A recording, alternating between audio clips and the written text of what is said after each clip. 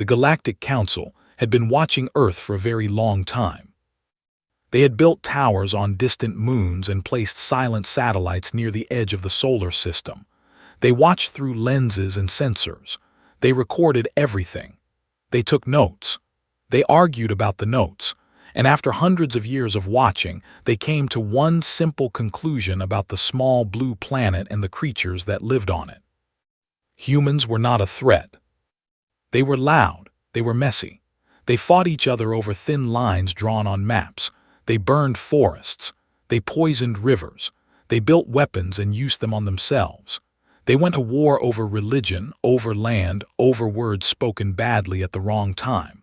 They were, in the opinion of most council species, the most chaotic and self-destructive form of intelligent life ever recorded in the galaxy. And yet, they never actually destroyed themselves. That was the strange part.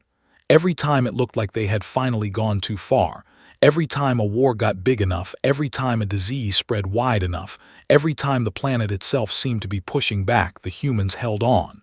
They adapted. They rebuilt. They had a word for it: resilience.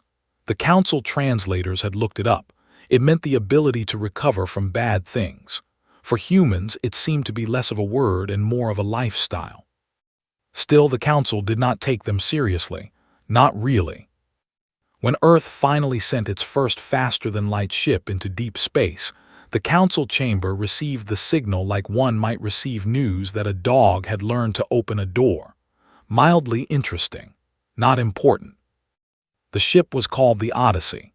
It was built over 30 years in secret by a coalition of 12 nations. It carried 6 crew members, 2 years of food, a library of Earth's art and music, and a message of peace written in 43 languages.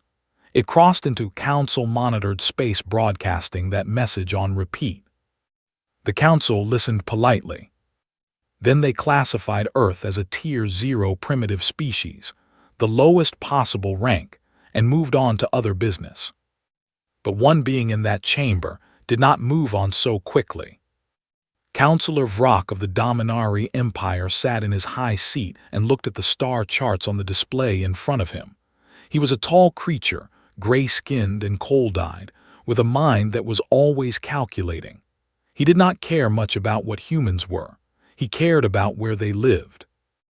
Earth's solar system sat at the crossroads of 3 major hyperspace lanes. 3. That was almost unheard of. Those lanes connected dozens of star systems. Whoever controlled them controlled the fastest trade and travel routes in that entire region of the galaxy. For centuries, those lanes had been mostly unused because no civilized species had wanted to settle so close to the chaotic little planet with the violent little creatures on it. But now the violent little creatures had a faster-than-light ship. Vrock stood up in the chamber and made his proposal clearly and without apology. Earth should be subjugated before it grew any stronger. The humans should be removed from positions of power over their own planet, relocated to controlled zones, and the solar system should be brought under Dominari management. It was not cruelty, he said. It was strategy. It was the practical thing to do. The chamber debated for 2 days. In the end, the vote was 44 in favor and 3 against. The 3 who voted against were small and quiet delegations. The Kelthari were tall, thin beings who had studied Earth longer than most. The Osavane were a seafaring species who had, in their own ancient past, been subjugated by a stronger power and had never forgotten how it felt. And the Mu, no one knew much about the Mu. They rarely spoke. They had not built a warship in over 1,000 years, but they came to every meeting and they listened to everything. All 3 of them voted no. When asked to explain, the Kelthari ambassador rose from her seat and looked across the chamber with steady eyes. "You have not read enough of their history," she said. That was all she said. She sat back down. Councillor Vrock smiled at her. It was not a kind smile. "We have read all of their history," he said. "That is precisely why we are not afraid." The session ended. The decision was made. A fleet would be assembled, 200 warships from the Dominari Empire supported by additional vessels from 6 other council members. It would be the largest show of force ever directed at a pre-membership species. But Vrock did not expect it to be a fight. He expected it to be a formality, a demonstration. Humans would see the fleet, understand the situation, and surrender. That was how these things went. He had done it 4 times before with 4 other species. None of them had fought back for more than a week. Back on Earth, no one knew any of this yet. Life went on the way it always did. Cities hummed with noise and movement. Children went to school. Farmers worked their fields. Scientists stayed up late in their laboratories. Soldiers trained on dusty bases. Sailors crossed dark oceans. Old people sat on porches and watched the sun go down. The Odyssey had returned home 6 months earlier. Its crew had been celebrated, interviewed, studied. They had brought back data about deep space that would take decades to fully understand. They had brought back something else too, the unmistakable feeling that the galaxy was not empty and that something out there had noticed Earth. Certain people in certain governments had taken that feeling very seriously. In a mountain facility in northern Canada, a woman named General Yara Osai sat at a long table with 30 other people and looked at satellite data that had been classified at the highest level for 9 years. Yara was a calm woman. She had short gray hair and dark, careful eyes. She had spent her career thinking about problems that most people did not know existed. The data on the table showed movement, deep space movement, ships, organized, coordinated, and heading in one direction. Toward Earth. How long? She asked the analyst sitting to her left. At their current speed, the analyst said, approximately 4 months. Yara looked at the data for a long moment. Then she looked up at the room. Then we have 4 months, she said. Let's not waste them. She stood up, buttoned her jacket, and walked to the door. Before she left, she paused and looked back at the table full of people. Tell the construction teams to speed up, she said, and tell them to stop hiding the ships behind the moon one at a time. There's no point pretending anymore. We need all of them ready. Nobody asked how many ships there were. Everyone in that room already knew. The number was not something that was ever written down in any document that could be found easily. It was a number that had been built slowly and quietly over 3 decades of black-budget programs, late-night assembly lines, and engineers who had signed papers agreeing never to speak about their work. It was a very large number. Outside the facility, the sky was dark and full of stars. Yara stood for a moment and looked up at them. She had looked up at that sky her whole life. She had always found it beautiful. She still did. But now, for the first time, she also found it useful. Something was coming, something that thought the planet below her was easy. She almost smiled. They had no idea what was waiting for them. The Dominari fleet dropped out of hyperspace just past Jupiter, and for a moment, space itself seemed to go quiet. 200 warships appeared in a long, curved formation that stretched across thousands of kilometers. Each ship was dark gray and angular, built for intimidation as much as for war. Their hulls were thick with weapons and armor. Their engines burned a deep violet color that lit up the surrounding space like a slow, cold fire. It was the kind of sight that was designed to make something feel small. It was designed to make something feel afraid. From Earth, the fleet showed up on every sensor and radar system within seconds. Alarms went off in military bases on 6 continents. Phones rang in government buildings. People were pulled out of beds and meetings and meals and rushed into secure rooms underground. The news networks picked up the sensor data 17 minutes later, and within an hour, every person on the planet with a screen knew that something very large had just parked itself near Jupiter and was pointing in their direction. There was panic in some places. There always is. But in the places that mattered most, there was something different. There was a strange, focused stillness, like the stillness of a person who has spent years training for something and is now, finally, watching it arrive. Admiral Sekvaro stood on the bridge of his flagship, the Eternal Dominion. and looked at the image of Earth on his forward display. It was a small planet, blue and green and covered in clouds. It looked soft from this distance, almost gentle. He had been given very clear orders. He was to transmit the surrender demand, give the humans time to respond, and then, if they refused, he was to advance and begin the subjugation. It was expected to be simple. It was expected to be fast. Counselor Vrock had told him personally that he did not expect the operation to last more than 2 weeks from start to finish. Sekvaros had done this kind of work before. He was good at it. He was patient and precise, and he did not enjoy unnecessary violence. He preferred when species simply looked at his fleet and understood the situation without needing a demonstration. It saved time. It saved resources, and it kept his record clean. He nodded to his communications officer, who opened the channel.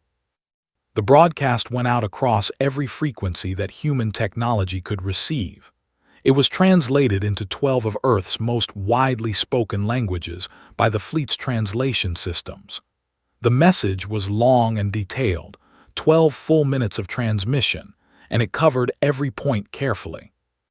It said that Earth had been assessed by the Galactic Council and found to be an unqualified species for independent governance of a strategically important region of space. It said that the Council, in its wisdom and authority, had voted to assume administrative control of the Sol system and its surrounding lanes. It said that all human military forces were to stand down immediately and surrender their weapons and vessels to Dominari custody. It said that the human population would be relocated over a period of years to 3 designated continental zones, where they would be provided for and kept safe under Council supervision.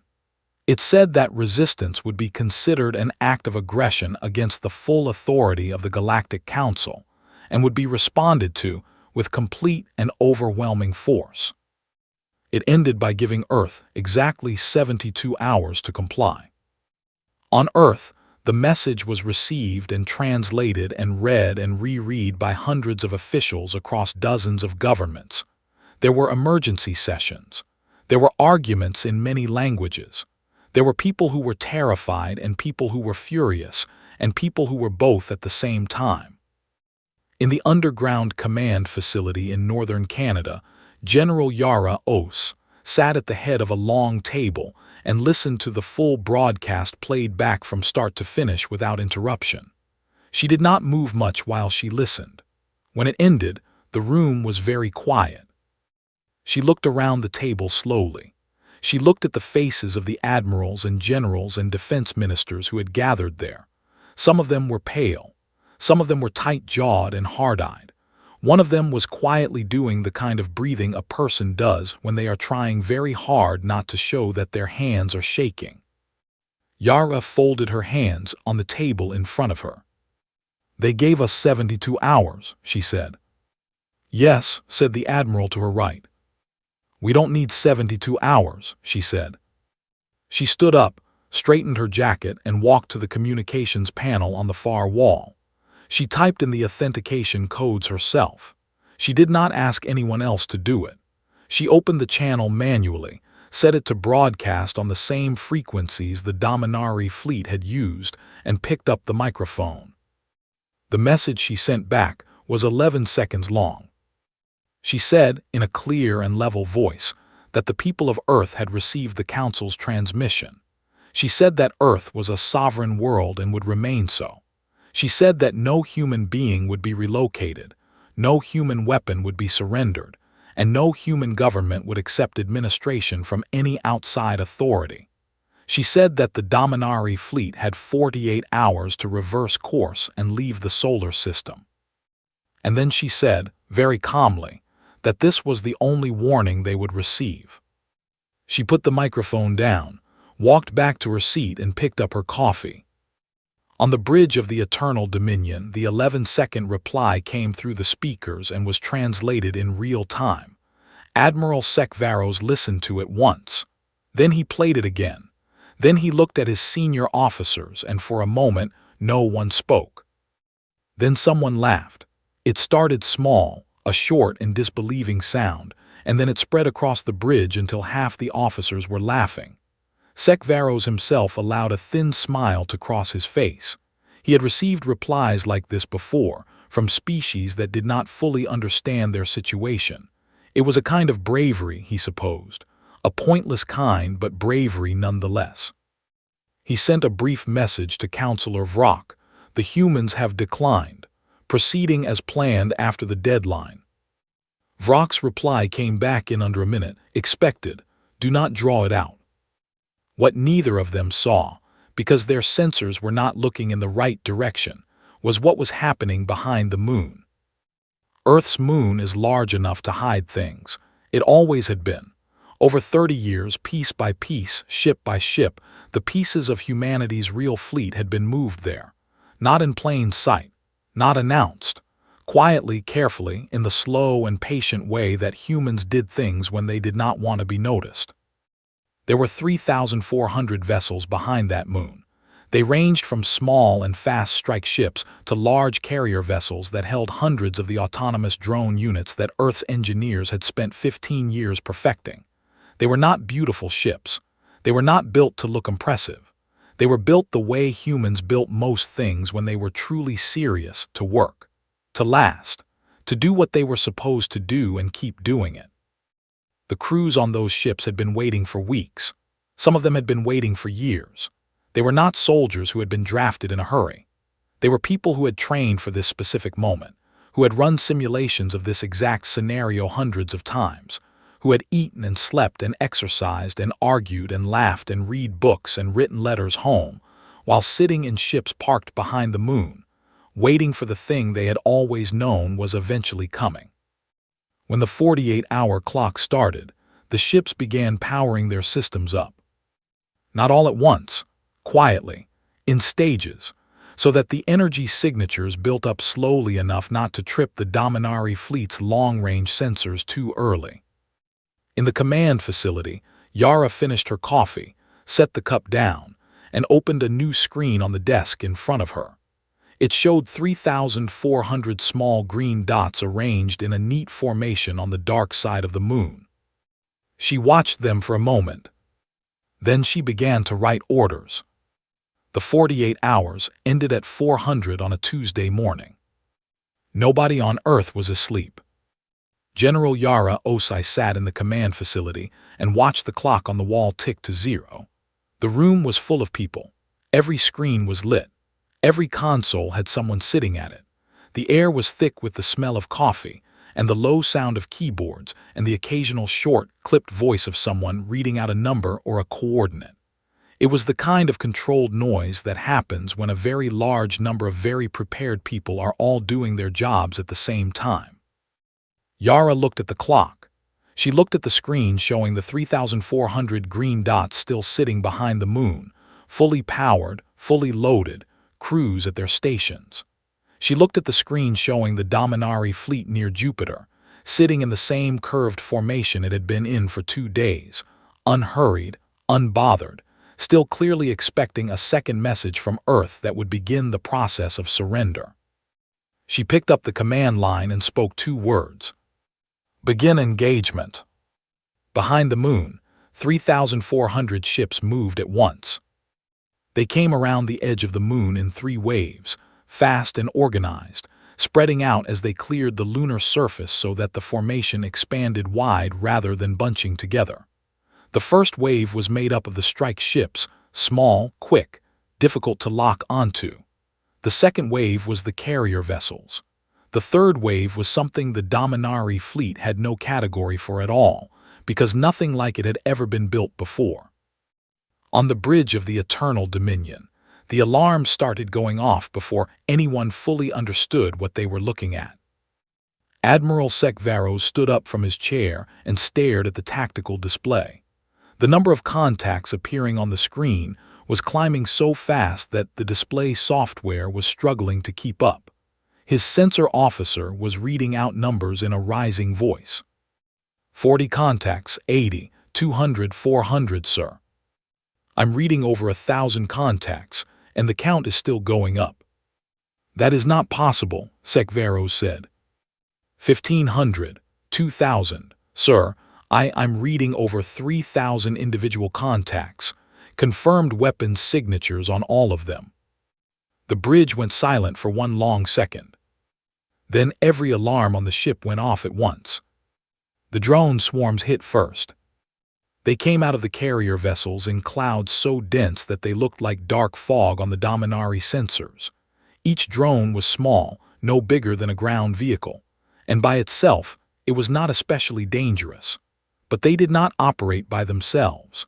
They operated in swarms of 10,000, coordinated by software that made decisions in fractions of a second, responding to each other and to the battlefield in real time. They had been designed specifically to overwhelm shield systems through sheer volume and speed. The lead Dominari ships opened fire immediately.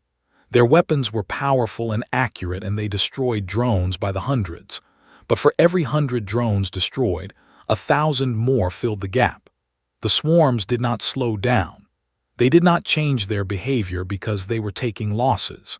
They simply kept coming, kept pushing, kept pressing against the shields of the Dominari vessels with a patience that had no emotion behind it at all. Within 4 minutes, the first Dominari shields failed.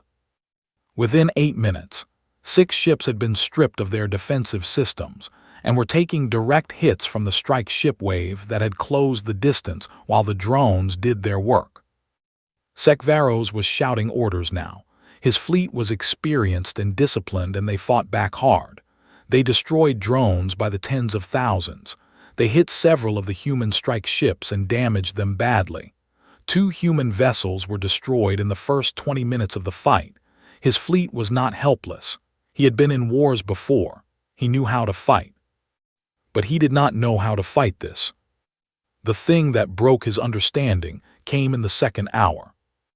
The Dominari fleet had grouped 3 of its heaviest warships together in a defensive cluster, using their overlapping shields to protect each other while they focused fire on the incoming strike ships.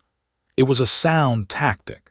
It was something that had worked in every engagement Sekvaros had ever been part of.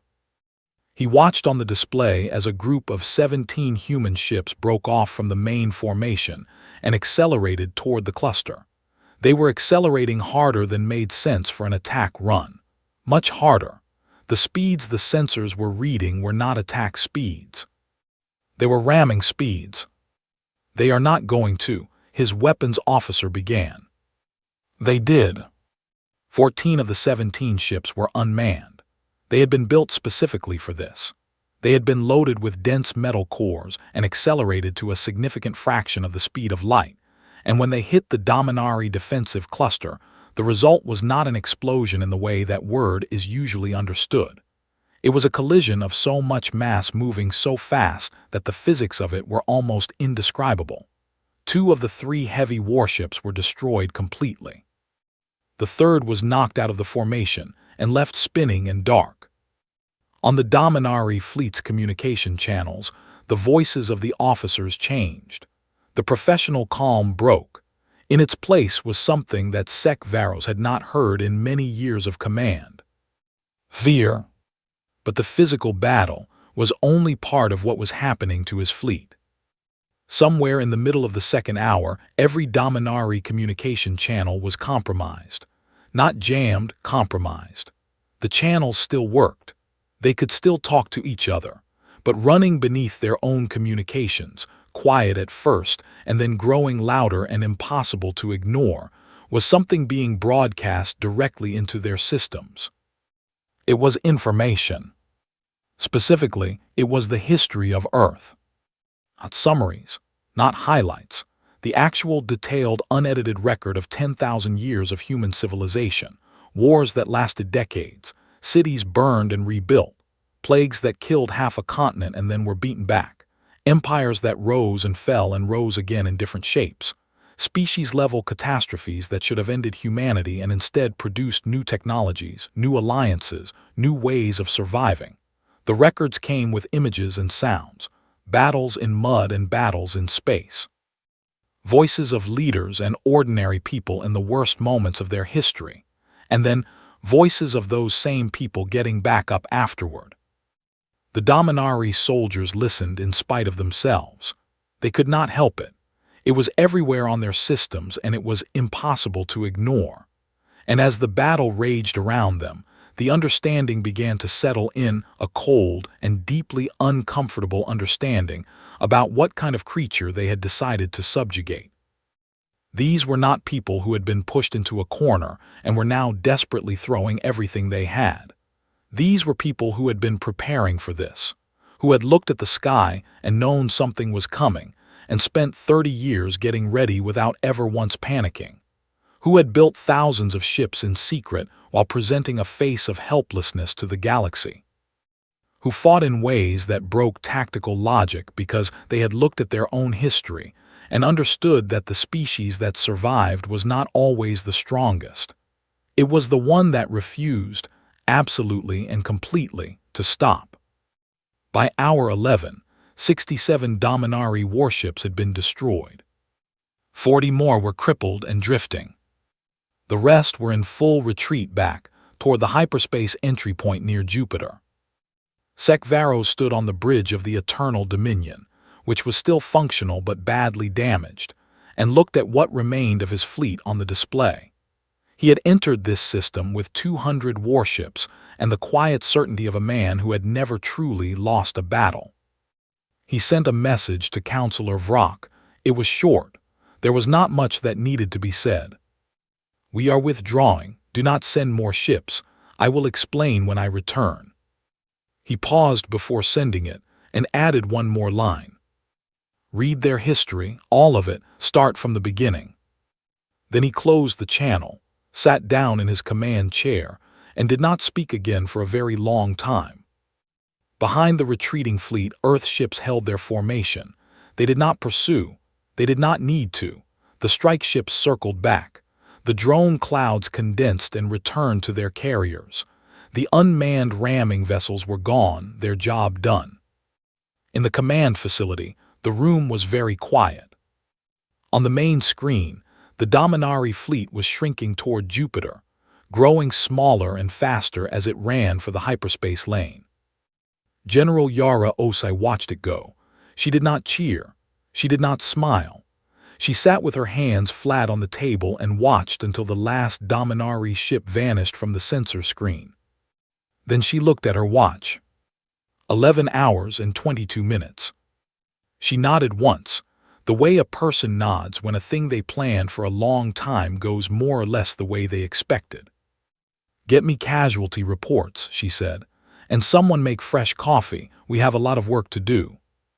The recording of the battle reached the Galactic Council chamber in less than 6 hours. It came in the form of a full sensor log pulled from 3 separate observation relays that had been watching the Sol system since the fleet departed. It was raw data, unedited, and it showed everything. The drone swarms, the ramming ships, the shield failures, the retreat, all of it from start to finish in precise and terrible detail. The council session that was called to review it was supposed to be attended by senior representatives only. Instead, every delegate who could get to the chamber in time showed up.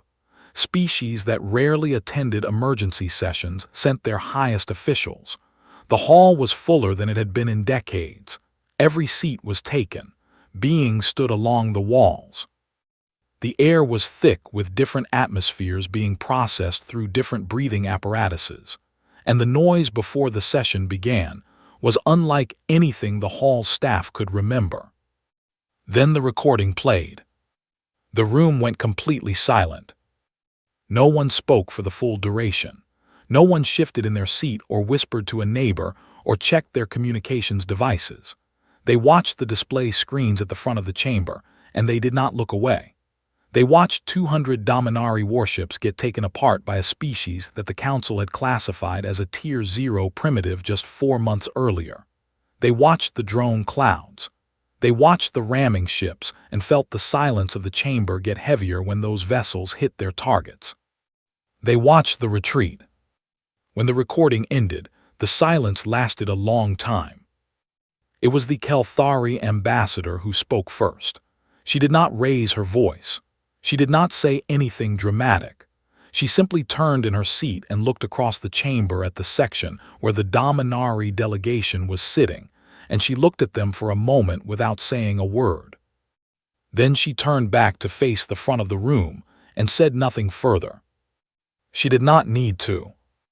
What followed was not a debate so much as a slow and collective unraveling. The first thing the council did was attempt to reclassify Earth. A junior analyst had already submitted a revised assessment before the session began. The original Tier 0 classification had been crossed out and replaced with Tier 4 military power. By the time the document reached the floor of the chamber, someone had crossed that out too and written Tier 7. A delegate from the Vreth Collective raised their hand and asked, in a carefully controlled voice, whether the existing tier classification system even had a category that accurately described what they had just watched.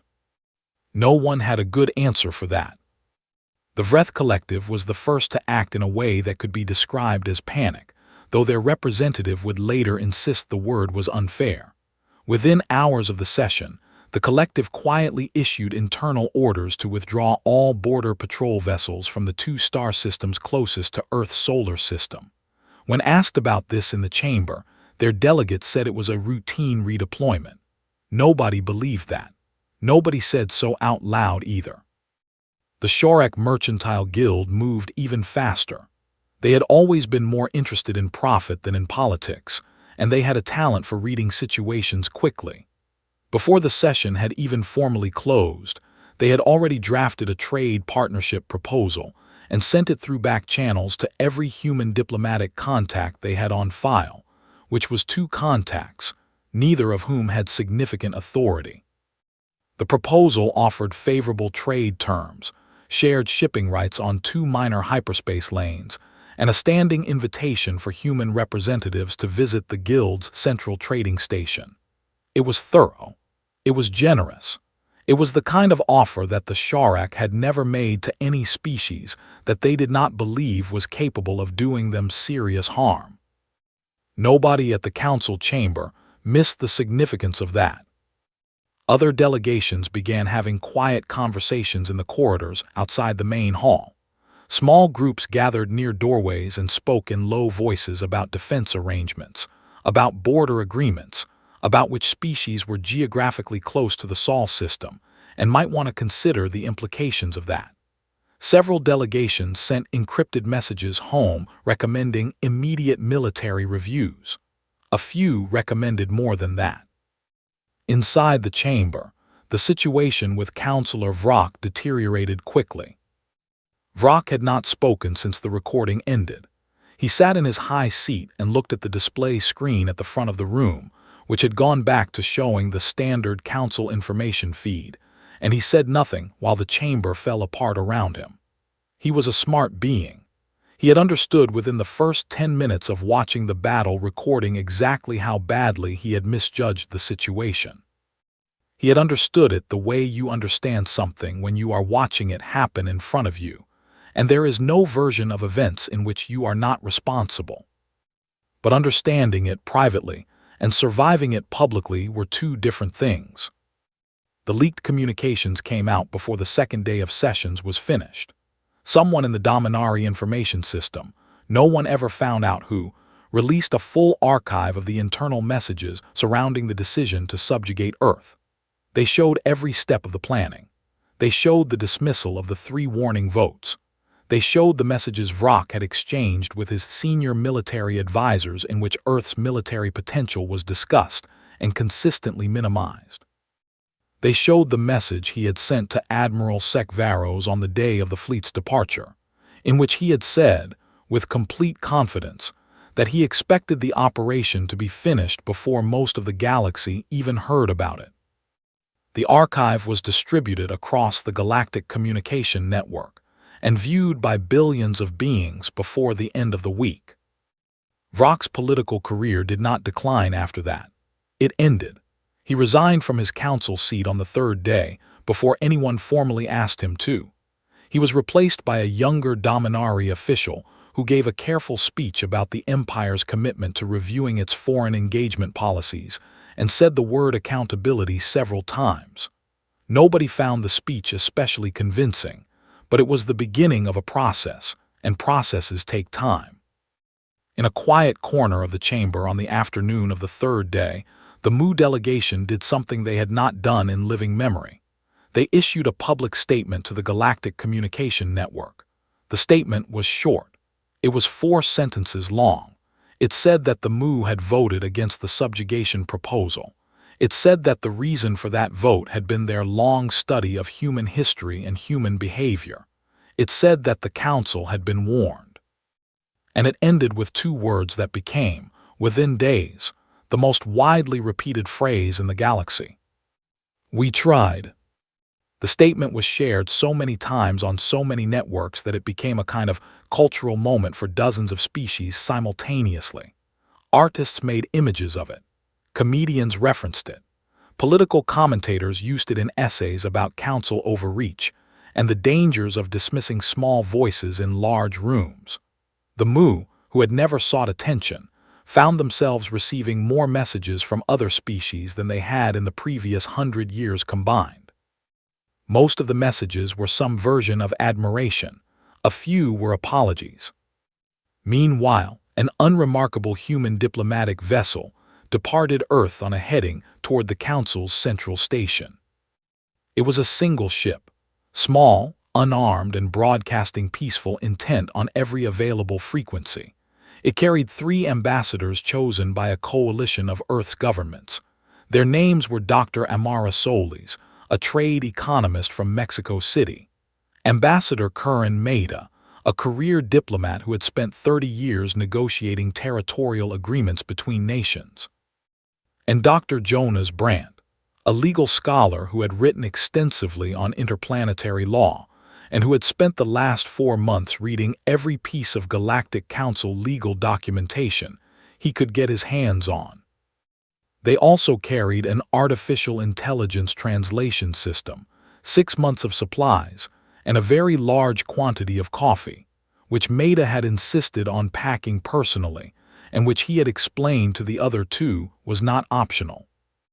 The message that Earth's government transmitted to the Council ahead of the ship's arrival was received in the chamber on the morning of the 4th day. It was read aloud by the session chair, and it produced a silence of a very different quality than the silence after the battle recording. It said that Earth had no interest in revenge. It said that humanity understood the value of stable relationships and long-term cooperation. It said that the 3 hyperspace lanes running through the Sol system were an asset that could benefit many species if managed with fairness and proper agreement. It said that Earth's ambassadors were on their way and would arrive in approximately 3 weeks. And then, at the end, in language that was polite and reasonable, and somehow still managed to feel like a door being held open by someone very strong, it said that Earth looked forward to discussing terms. The session chair set down the message and looked at the chamber. In the front row, the Kelthari ambassador allowed herself a very small smile. 3 weeks was not a long time. But for a council that had spent 4 days trying to put itself back together, it felt like it was going to be a very busy 3 weeks indeed. The human diplomatic ship docked at the council's central station on a quiet morning, and the station had never been so full of beings pretending not to stare. The central station was the largest structure ever built by the combined species of the Galactic Council. It was a city in space, really a vast, spinning ring of metal and glass and pressurized corridors that housed thousands of permanent residents and could receive delegations from 47 species at the same time. It had seen wars end and alliances form and treaties signed that changed the shape of the galaxy. It had seen many things in its long history. It had never seen anything quite like the arrival of 3 humans carrying travel bags and a crate of coffee. The docking bay where the ship came in was supposed to have only essential staff present. Instead, it had somewhere between 200 and 300 beings crowded along the upper observation rails, watching through the transparent walls as the small human vessel settled into its berth and the airlock connected. They were there out of curiosity mostly. Some were there out of nervousness. A few were there because they had watched the battle recording so many times that the humans had become something larger than life in their minds, and they needed to see with their own eyes that they were, in fact, just people. The airlock opened, and Dr. Amara Soli stepped out first. She was a medium-sized woman with dark hair pulled back neatly, wearing a formal diplomatic jacket in deep blue. She looked around the docking bay with calm, interested eyes, the way a person looks when they have arrived somewhere new and are simply taking it in. She was followed by Ambassador Curran Maida, who was taller, older, and who walked with the unhurried ease of someone who had been in difficult rooms for most of his adult life. Behind him came Dr. Jonas Brandt, carrying a data tablet already open, his eyes moving across it even as he walked, which caused him to nearly step on Maida's heel before looking up and apologizing quietly. The council's receiving official, a small and formally dressed being named Coordinator Is, stepped forward and gave the traditional greeting of the council, a short bow with both hands open and visible. All three humans returned the bow without hesitation, which they had clearly practiced, and Is felt something it would later describe to a colleague as a complicated kind of relief. The negotiations began 2 days later. They took place in a medium-sized conference room on the station's diplomatic level. The room had been carefully prepared, atmosphere adjusted, temperature set to a range comfortable for humans, seating arranged to reflect equal standing rather than hierarchy. The Council's lead negotiating team was made up of 5 senior delegates representing the largest member species. They arrived with full staffs and legal teams and documentation prepared in advance. They had spent 2 weeks getting ready for this. Dr. Brandt arrived with his data tablet and a second tablet as backup and a handwritten notebook that he set on the table next to the tablets and referred to constantly. Ambassador Maida arrived with a thermos of coffee and 2 cups, one of which he offered to the council's lead delegate, who accepted it cautiously, and then, after a careful sip, accepted a second cup 40 minutes later. Dr. Solis arrived with the numbers. She had spent 4 months doing nothing but studying the economic data of the 3 hyperspace lanes, their traffic volumes, their value to current users, the projected growth if access were expanded, the cost structures of different management models, and the specific ways in which fair revenue sharing could work across multiple species simultaneously. She had run the models hundreds of times. She knew the numbers better than anyone in that room, better probably than anyone in the station, and within the first hour of the negotiations, it became clear to the council's team that the quiet woman with the neat hair was the most prepared person at the table by a considerable distance. The negotiations lasted 6 weeks. They were not easy. There were long days and late nights and several moments when the discussion stalled and everyone went back to their quarters and did not speak to each other for 24 hours. There were points of genuine disagreement about jurisdiction and enforcement, and revenue percentages that required compromise from both sides. There were moments when Brandt's legal knowledge of council protocols was the only thing that broke a deadlock, because he would open his data tablet and cite a specific clause in a specific council document, and the other side's legal team would check it and find that he was exactly right every time. But the negotiations did not fall apart. They moved forward, slowly and then faster, because both sides had something real to gain, and because the 3 humans at the table were, without any drama or performance, simply very good at this. In the end, Earth walked away with everything that mattered. Full membership in the Galactic Council was granted without conditions. The vote was 41 in favor, 3 abstentions, and 3 votes of enthusiastic support from the Kalthari, the Osavane, and the Mu, whose representatives had attended every session of the negotiations as observers and said very little but watched everything.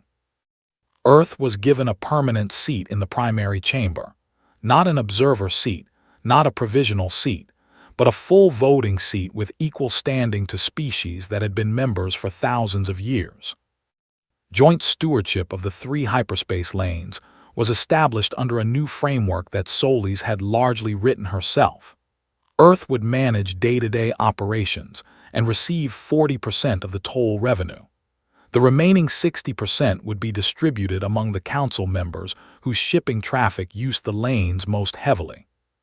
It was a structure that gave Earth genuine economic power without cutting anyone else out entirely, which was precisely why it passed with more support than anyone had expected.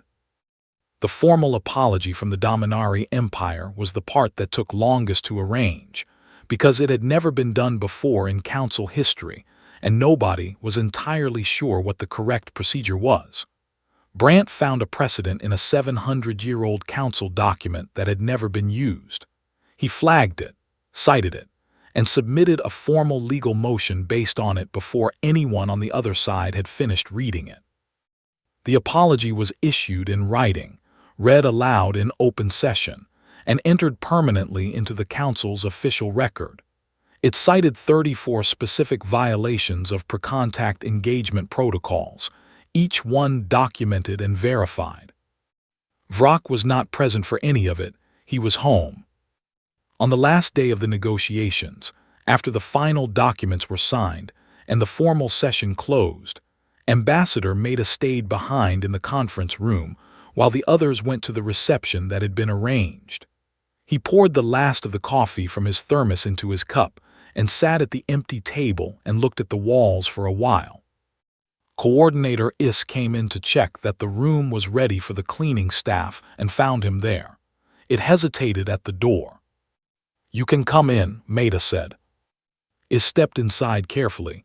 "Is something wrong, Ambassador?" Maida thought about that. "No," he said, "I was just thinking." "About what?" "About the fact that none of this had to happen," he said. "We could have been here from the beginning. We could have been members for years. We could have been partners." He looked at his cup. "They just had to ask." Is had no answer for that. After a moment it said, carefully, "I think many members of the council understand that now." Maida nodded. He finished his coffee, stood up, and picked up his jacket.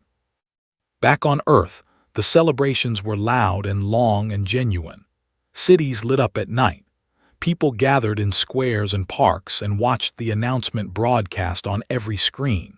There were fireworks in some places, because humans had always used fire to mark the important moments, and this was one of the most important moments in their history. In the mountain facility in northern Canada, General Yara Osai did not watch the celebrations. She sat alone in her office with a star map on the screen in front of her. It showed the full shape of the known galaxy, the Council's territory at the center, charted and mapped and measured, and then beyond it, spreading outward in every direction, the parts that were not charted, the dark regions, the places where the Council's sensors did not reach and where no diplomatic vessel had ever returned from. The battle recordings had traveled far. Data moved fast in this galaxy. She knew that. She had always known it. Whatever was in those dark regions had seen what Earth could do. Maybe they were indifferent. Maybe they were cautious. Maybe they were drawing conclusions the same way the Council had drawn conclusions, and maybe some of them were drawing the same wrong ones. Or maybe something out there was not afraid of what it had seen. Maybe something out there found it interesting. Yara looked at the dark parts of the map for a long time. Then she opened a new file on her desk, labeled it with a date 6 months in the future, and began to write. Humanity had won one fight. The galaxy was old and large and full of things that had not yet introduced themselves. She intended to be ready.